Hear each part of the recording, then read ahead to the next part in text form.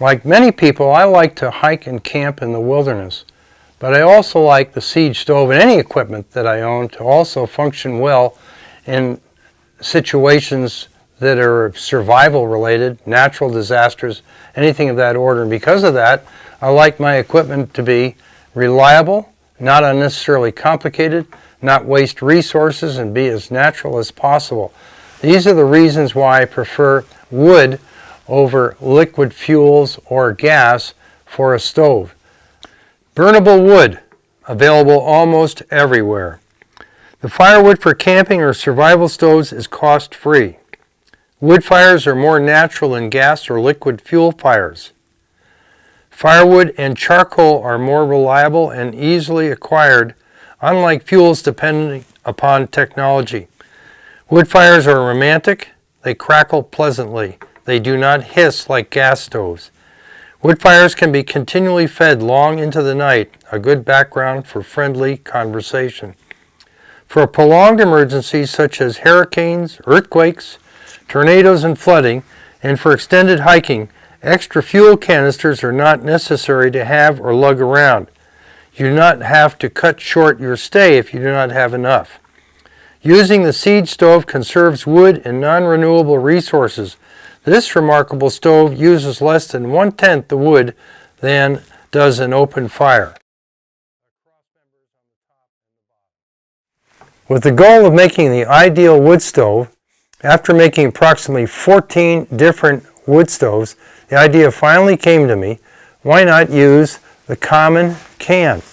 They're very light, strong. People call them tin cans. They're actually steel cans that are plated with tin, and they're inexpensive and readily attainable.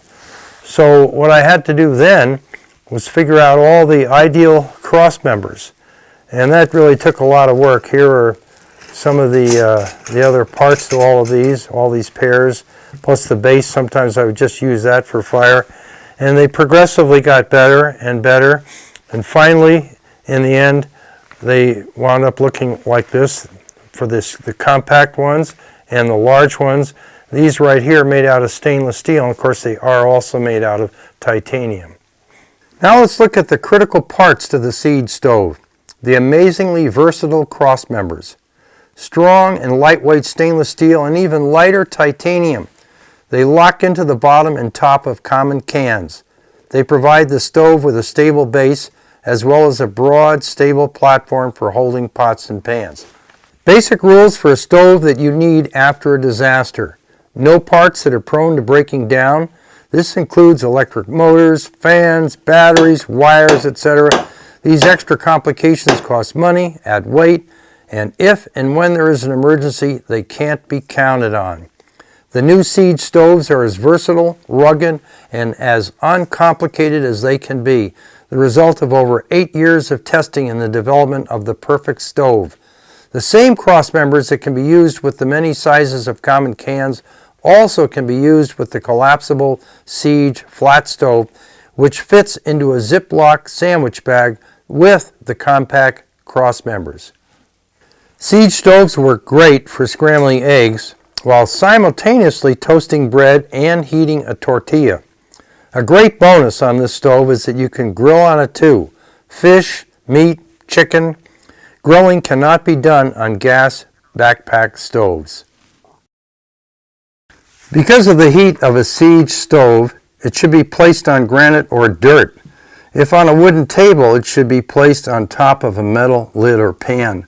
And by the way, the Siege stove produces sufficient heat without the need of an electric motor and fan due to the width and height of the firebox.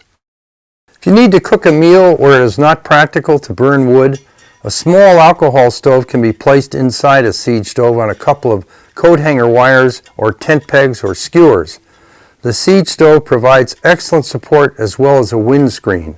I did this once on a mountaineering expedition in a hotel room in a foreign country where it was not safe to eat outside. Siege stoves are manufactured entirely in Northern California. The laser cutting and all fabrication is done in the USA. For general cooking, if you want to keep the bottom of your food pan free of soot, You can either wait for the wood fire to burn down to charcoals or place a buffer pan under the food pan. When backpacking, you can use a thin branch for a poker. At home or for vehicle travel, it's handy to have a small metal poker. Here are several different types.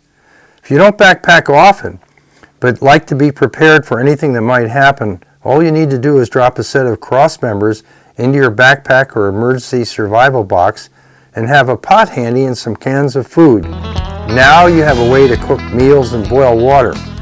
After an earthquake, tornado, hurricane, or flooding, or simply a backpacking trip, you'll be able to cook meals for yourself as well as for your family and friends with your Siege stove. Thanks for watching this video.